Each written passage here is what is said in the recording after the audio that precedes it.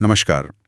आज हम हिंदी साहित्य के एक बहुत ही अहम उपन्यास पर बात करने वाले हैं। मुंशी प्रेमचंद का गबन। हाँ हमारे पास ना इसका एक विश्लेषण है, जी। तो उसी पर आज हम थोड़ी गहराई से चर्चा करेंगे। हाँ बिल्कुल। गबन 1931 में आया था और ये वाकई एक कालजयी रचना है। हाँ मतलब ये पाठक को ना सामाजिक और मनोवैज्ञानिक दोनों ही लेवल पर सोचने पर मजबूर करती है। और इसका टाइटल ही गबन, मतलब पैसों की हेराफेरी या धोखा, ये तो सीधा मुद्दे पर आ जाता है ना। बिल्कुल, ये उपन्यास के सेंट्रल थीम को एकदम साफ कर देता है शुरू में ही। तो ये जो विश्लेषण हमारे पास है, इसके हिसाब से कहानी रमानाथ नाम के एक आम से क्लर्क के बारे में है। हाँ, रमानाथ, वो अपनी पत्नी जल्पा, जिसे गहनों का बहुत शौक है, बस उसी की इच्छाएं पूरी करने में लगा रहता है। अच्छा। और यहीं से फिर गड़बड़ शुरू होती है। मतलब आमदनी तो कम थी उसकी। हाँ, आमदनी सीमित थी, लेकिन वो जल्पा के लिए महंगे गहने खरीदना चाहता था और इसी चाह में वो अपने दफ्तर के पैसों का गबन कर बैठता है।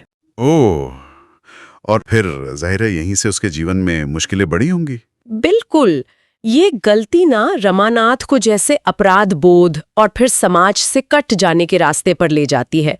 प्रेमचंद ने इसके जरिए सिर्फ लालच के अंजाम ही नहीं दिखाए, बल्कि उन्होंने उस वक्त के मध्यम वर्गीय जीवन की सच्चाई भी सामने रखी है। कैसी सच्चाई?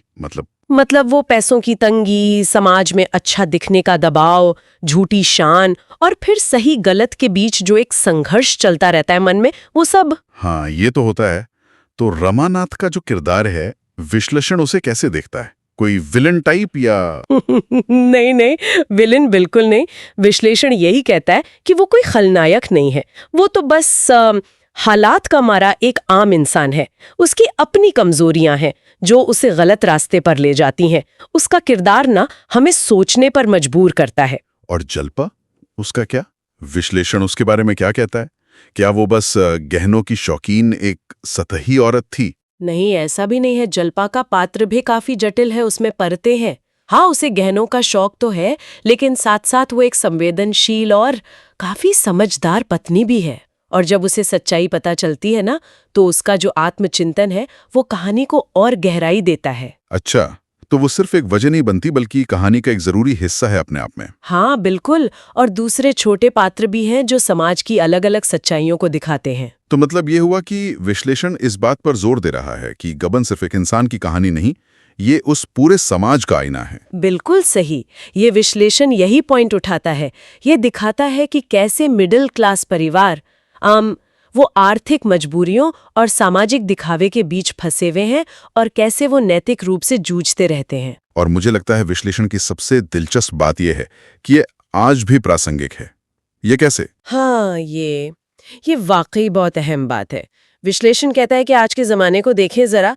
ये उपभोक्तावादी समाज, क्रेडिट कार्ड का कर्ज, ऑनलाइन शॉपिंग का नशा, सोशल मीडिया पर दिखावा, हाँ, इन सब दबावों को देखें तो रमानाथ की जो दुविधा थी वो आज भी समझी जा सकती है ना? हाँ बिल्कुल। शायद आज वो गबन ना करता, पर किसी और तरह के लोन या कर्ज के जाल में फंस जाता। सही।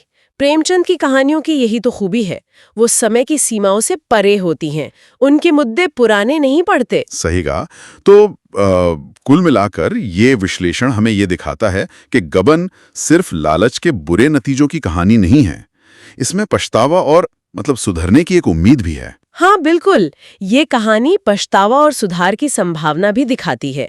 और साथ ही ना, ये उपन्यास कुछ बुनियादी सवाल भी खड़े करता है, अपने आप से, समाज से। जैसे ये विश्लेषण पाठक के लिए एक सवाल छोड़ता है कि ये जो सामाजिक दबाव है और हमारी अपनी कमजोरियां, ये किस हद तक हमारे फैसलों को प्रभावित कर सकती हैं।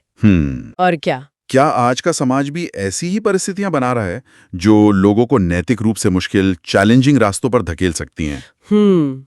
ये वाकई एक सोचने वाली बात है। हाँ, एक विचारणीय प्रश्न है ये।